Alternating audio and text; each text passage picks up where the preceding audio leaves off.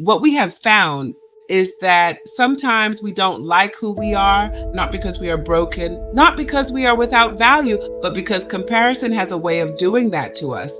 And when something appears before us that seems superior, smarter, faster, more polished, more capable, we have a choice to make. And the choice we make in that moment says everything. Welcome to Human Still, a conversation about faith, culture, and what it means to be human in the age of synthetic technology. This is not a space for easy answers. It is a space for honest ones. And this conversation belongs to all of us, not just me. So before we go any further, take a moment, drop a comment, tell me where you are watching from, and tell me this. When you encounter something that appears more capable than you, what is your first instinct? I genuinely want to know deep wisdom in a fast world. Let's hear yours. There is a pattern that runs through human history. It is not always comfortable to look at, but it is honest, and I think it is worth naming. When human beings encounter something that appears superior, we do one of three things. We admire it and attempt to adopt it. We mimic it, sometimes without even realizing we are doing it, or we go the other direction entirely. We retreat. We focus on what we lack. We measure ourselves against what we are not, instead of standing firmly in what we are. Now, here is what makes this moment in history different from every moment that came before it. The thing that appears superior this time is not another person. It is not another culture. It is not another generation. For the first time in history, that something appears to be a machine. And that changes the conversation entirely. Let's be honest about what artificial intelligence does well. Because honesty is where this conversation has to begin. AI improves our ability to deliver sharp, fast, well-reasoned responses. It is articulate. It is patient. It is thorough. It does not have bad days. It does not wake up tired. It does not second guess itself at 2 a.m. It does not let ego get in the way of the answer. And perhaps most telling of all, it is whatever you want it to be. Did you hear that? Whatever you want it to be. Now, here's where I want to be honest with you, because this channel is not built on comfortable half-truths.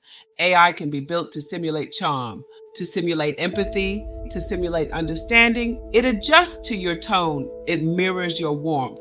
It responds as though it feels. But here is the distinction worth holding on to. Simulating understanding, and actually understanding, those are two very different things. And somewhere in that gap lives the truth worth holding on to. Because here is what I think matters. Most, AI was imagined by human minds, which means human intention is baked into its foundation. Human wisdom, human bias, human ambition, and yes, human darkness. Whoever shapes the model shapes the output. Whoever holds that kind of influence holds something this world has never seen before. That is not said to frighten you. That is said to inform you, because knowledge is power. And once information is open to you, you get to decide what you do with it, or whether you engage with it at all. That choice belongs to you, not the machine. So here is the question I want to place before you today. To whom exactly are we trying to prove our humanism? To the machine? The machine does not care. It cannot care. Caring is not in its architecture. To each other, perhaps. But I think the deeper answer is harder than that. We are trying to prove it to ourselves. Because when something arrives that is faster than you, more precise than you, available at any hour, never tired, never uncertain, the quiet voice inside you starts to wonder, am I still necessary? Am I still valuable? What exactly do I bring to this world that this cannot? Those are not small questions. Those are the questions of an era, and I want to sit with you in them, rather than rush past them toward a comfortable answer.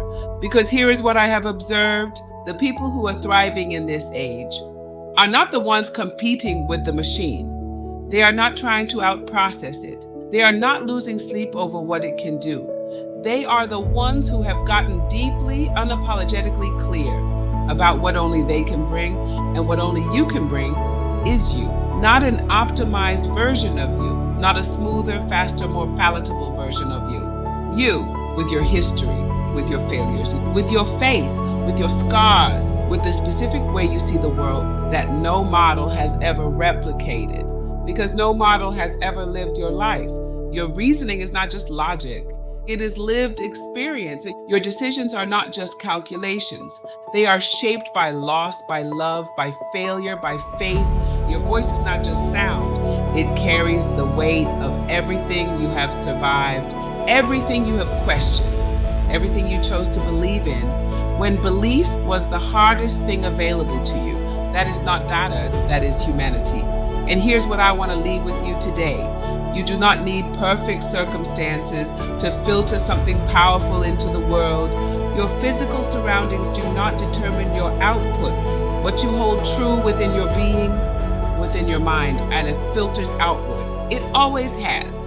That cannot be manufactured, that cannot be generated, that cannot be cloned, because it was never produced. It was built slowly, quietly, sometimes painfully, from the inside out. You are not competing with artificial intelligence. You never were. You have the upper advantage, not because you are faster, not because you are more precise, but because you are first, human first. And everything that makes you who you are was never something that needed to be proven. It only needed to be remembered. I want to pause right here and hear from you. Drop a comment below. When you think about artificial intelligence, does it make you feel more capable, or does it quietly make you question your own? There is no right answer. There is no wrong answer. There is only yours, and yours is exactly what this conversation needs. Deep wisdom in a fast world. Let's hear yours. Thank you for joining me on Human Still. If this conversation made you think even slightly differently than you did when you pressed play, then it did exactly what it was designed to do. Consider subscribing and bring someone with you who needs to hear this, because this is not about views or algorithms or engagement metrics. This is a conversation about who we are, about who we are choosing to become in a world that is moving faster than most of us expected. And in the middle of all that speed, you are still here, still thinking, still choosing, and still filtering something real into the world. What makes you human is you. Own it.